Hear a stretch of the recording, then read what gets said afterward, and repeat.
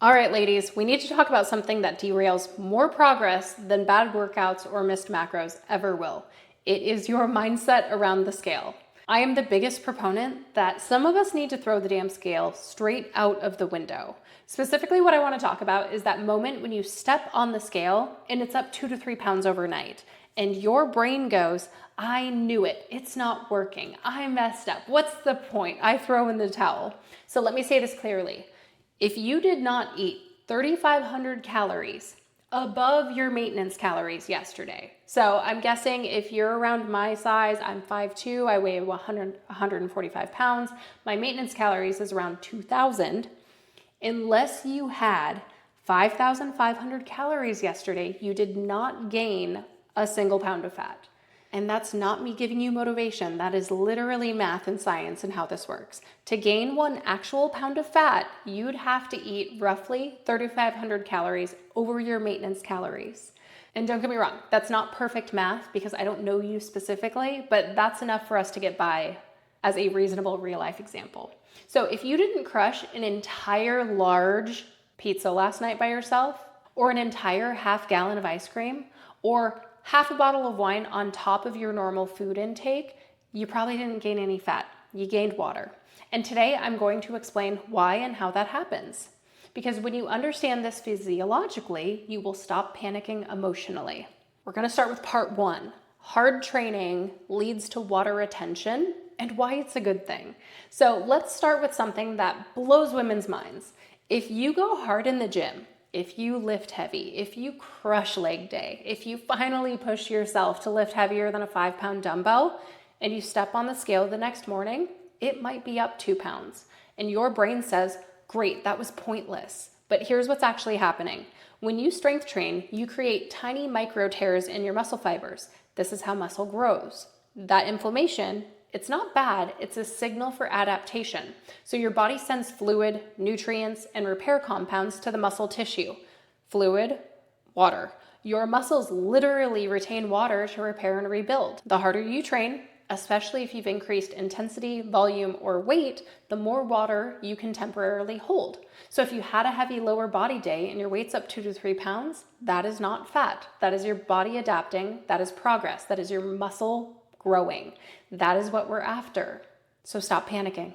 Part 2, your cycle and hormones can swing the scale 3 to 5 pounds in a couple days. So let's dive into hormones a little bit. If you are in your luteal phase, the week before your period, your progesterone rises, and progesterone causes your body to retain more sodium and water. This is completely normal, completely predictable, and completely hormonal.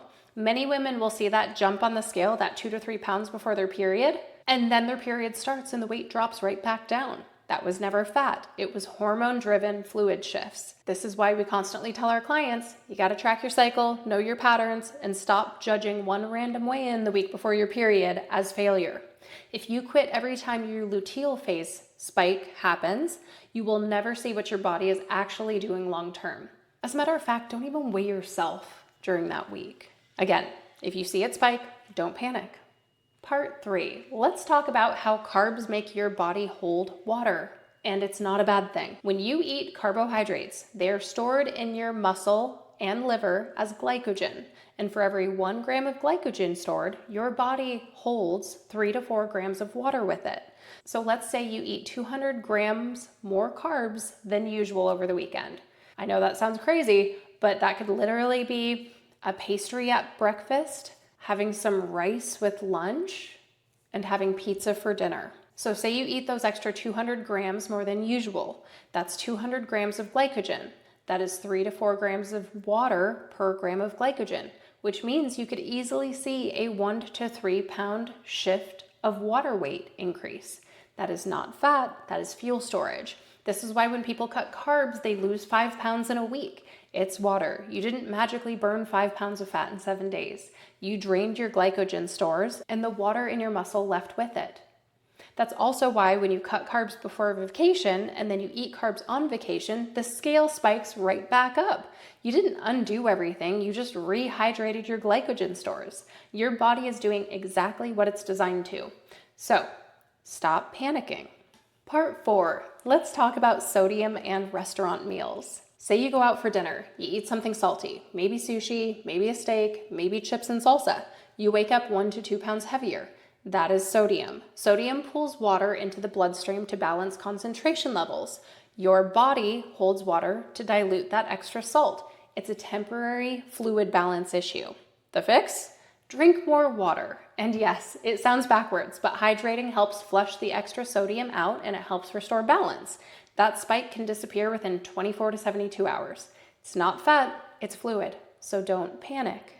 Part 5, let's talk about stress and cortisol and why hidden water retention is normal if you are high stress. Chronic stress raises cortisol. Cortisol is our stress hormone, and cortisol causes water retention. So if you are undersleeping, overtraining, undereating, emotionally overwhelmed, managing kids, a career, life, chaos, your body goes into a protective mode. Your cortisol rises, your fluid retention increases, and the scale stalls, going down. This is why sometimes women eat perfectly. They train hard and the scale won't budge. It's not a fat problem, it's a stress problem. Your body will not release water, and often not fat if it feels unsafe. Safety signals fat loss. Chronic stress signals storage. So if you are living in a constant state of stress, it is not likely that your body is going to let you release the body fat that you were trying to get rid of. So what do we need to do? We need to focus on bringing your stress levels down. Meditation, breath work, drinking a cup of tea at night, stop scrolling on the damn phone all the time, stop watching the news, allow yourself to pause and have some quiet time in the morning. You have got to work on reducing your stress. Part 6, how sleep impacts scale swings. One bad night of sleep can increase cortisol the next day. Higher cortisol leads to greater water retention. So if you string together 3 to 4 bad nights of sleep, you can easily see 2 to 3 pounds of temporary weight gain. That's why prioritizing sleep is not lazy, it is strategic. The most underrated fat loss tool in existence is getting 7 to 8 hours of quality sleep. So if you are on a fat loss journey and you are staying stuck, you need to look at your sleep quality. And if you're getting less than 7 hours of quality sleep a night, that is likely contributing to why you're stuck. Work on your sleep, the fat loss will come. Part 7, let's talk about the real mistake that women make in all of this. Because here's what actually ruins the progress. It's not the water weight fluctuation. It is the reaction of the woman dealing with it. Women panic when they see the scale move. They slash calories, they cut carbs, they add more cardio, they spiral, and then they create more stress, which creates more water retention, when instead, we need to try to balance everything out. We need to create consistency because that's what allows our body to feel safe. So what we need to do is weigh ourselves under the same conditions every day. I personally recommend first thing in the morning after you've gone to the bathroom completely naked, because we have to replicate the same time, the same hydration state, and the same routine. Another thing is, so many people ask me, should I weigh myself once a week? Should I weigh myself a couple times a week? Should I weigh myself every day? When push comes to shove, it's data, but if it makes you spiral, that increases stress, which increases water weight because of cortisol. So what we need to do is just try not to tie the emotion to the scale.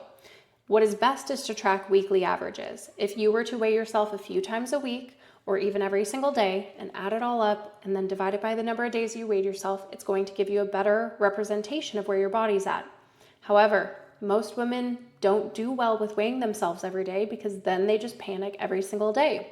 So in my program, I typically have women weigh themselves once a week. However, it's not a great representation because if they had a high carb meal the night before, if they didn't sleep well that day, if they're in their luteal phase, then it doesn't give an accurate reading. But it also keeps them from spiraling on a daily basis around the scale.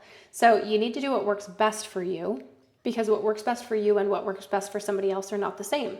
I personally weigh myself every day because I could look at it as data. There is no emotion tied to it. If I don't sleep well, I know it's going to go up. If I eat sushi, I know it's going to go up. I know if I have a low carb day, it's going to go down.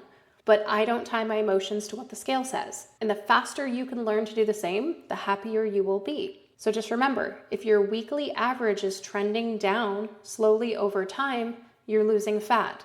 Even if on Tuesday you're up 2 pounds. So you have to stop tying your worth, your feelings, and your emotions to what the scale says and just look at it as data. Let me play out a story just to help this make a little bit more sense. Say you are a 38-year-old mom and you strength trained on Monday, you ate sushi on Tuesday, you're in your luteal phase, and you slept 5 hours last night because your kids woke you up twice. The scale is up 3 pounds on Wednesday. Is it fat? No. It's inflammation, glycogen, sodium, hormones, and cortisol, all at once. It's a physiology train wreck in your body. So don't panic. Remember, if you are staying consistent with your workouts, if you are hitting your macros 80% of the time, if you are getting your steps in and trying to keep your stress low, then most women on that track are losing fat over time. But they quit before the miracle because they misinterpret water fluctuations as failure. Your body is not broken, it is adaptive, it is responsive, and it is intelligent. Fat loss happens slowly, water moves fast, and you have to stop confusing the two. We have to stay consistent, lower stress, lift heavy, sleep more, hydrate, and track trends. And do not let the scale put you in a spiral. We have to let our body do what it's built to do, and those things take time and effort. So keep leaning into your non-negotiable habits. Don't let the scale make you spiral. You got this, girl. Keep it up.